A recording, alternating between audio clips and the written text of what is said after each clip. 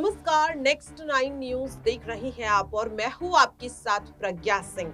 लोकसभा चुनाव से पहले एक सवाल बार बार बनता हुआ नजर आ रहा है कि भारतीय जनता पार्टी की फायर ब्रांड नेता कही जाने वाली स्मृति ईरानी जो महिला एवं बाल विकास मंत्रालय संभाल रही है, लेकिन क्या वो वाकई इस मंत्रालय को संभाल पा रही है?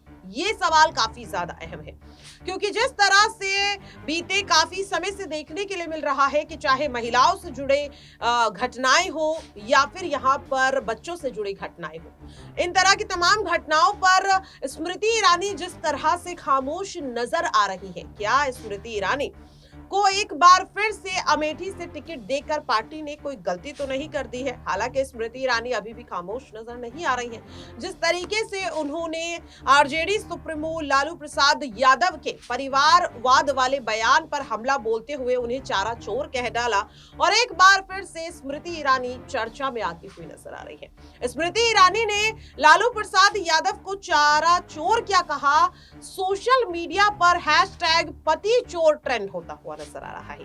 दरअसल स्मृति ईरानी की अगर बात करें तो राजनीति में आने से पहले वो टीवी इंडस्ट्री में एक मशहूर एक्ट्रेस थी, कई सीरियल्स में वो काम कर चुकी है और ऐसे में स्मृति ईरानी को लेकर इस तरीके के टैग्स, इस तरीके के ट्रेंड्स बनना कहीं ना कहीं पार्टी के लिए मुश्किलें बढ़ाने का काम कर रहा है, क्योंकि आप सभी जानते हैं कि 195 उम्मीदवारों की लिस्ट जो भारतीय जनता पार्टी ने लोकसभा चुनाव से पहले जारी की है, उसमें कई नामों को काटा गया, कई नामों को बदला गया और कई नामों की जगह नए चेहरों को उतारने का भी ऐलान किया गया।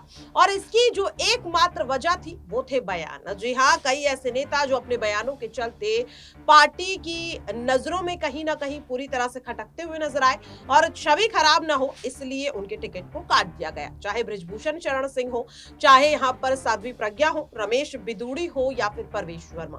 और ऐसे में स्मृति ईरानी जिस तरीके से अब एक अपने ही बयान में यहाँ पर फंसती हुई नजर आ रही है, क्या अगला नंबर उनका यहाँ पर हो सकता है? क्या पार्टी उनके खिलाफ भी कड़ा एक्शन यहाँ पर लेने के लिए मजबूर होती हुई नजर आएगी? क्योंकि जिस तरह से पिछले कई दिनों से देखने के लिए मिल रहा है कि स्मृति ईरानी काफी ज्यादा खामोश थी, तमाम मुद्दों पर बचती हुई नजर आ रही थी और अब जिस तरीके से उन्होंने लालू प्रसाद यादव को लेकर ये बयान दिया है, ऐसे में क्या पार्टी उनके खिलाफ अब कड़ा एक्शन लेती हुई नजर आएगी?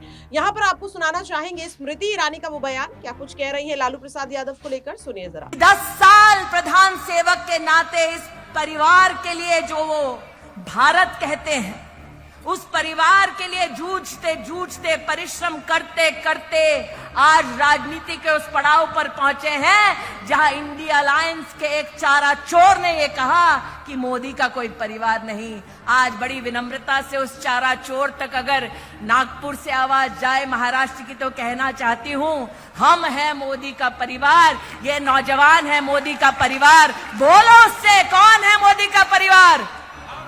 कौन है मोदी का परिवार? कौन है मोदी का परिवार?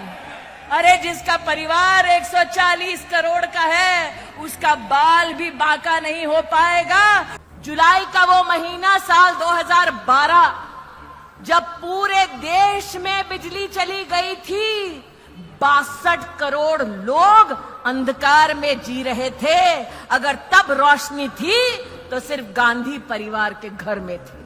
रामलला का भव्य मंदिर निर्मित हो रहा था, जब प्राण प्रतिष्ठा समारोह के लिए उनको भी आमंत्रित किया गया। अहंकार देखिए, उन्होंने आमंत्रण को ठुकरा दिया। देवेंद्र भाई, रस्सी जल गई, बल नहीं गया। और अगर राहुल गांधी तक मेरी आवाज पहुंचे तो कान खोलकर सुन लो, मैदान तुम चुनो, कार्यकर्ता हम देंगे। आओ, तुम्हारे 10 साल और मोदी के 10 साल के बीच में क्या फर्क है, इस पे चर्चा हो जाए। तो देखा आपने और सुना भी। दर्शकों, सवाल अभी भी वही है कि क्या अब स्मृति ईरानी की सीट खतरे में पड़ती हुई नजर आ रही है? अमेठी से क्या स्मृति ईरानी का भी टिकट यहां पर कटता हुआ नजर आ सकता है, जिसके कयास लगने शुरू हो चुके हैं? ये देखना काफी ज्यादा अहम रहेगा। फिलहाल के लिए इस खास रिपोर्ट में इतना ही। बाकी की तमाम खबरों के लिए आप बने रहिए नेक्स्ट 9 न्यूज के साथ।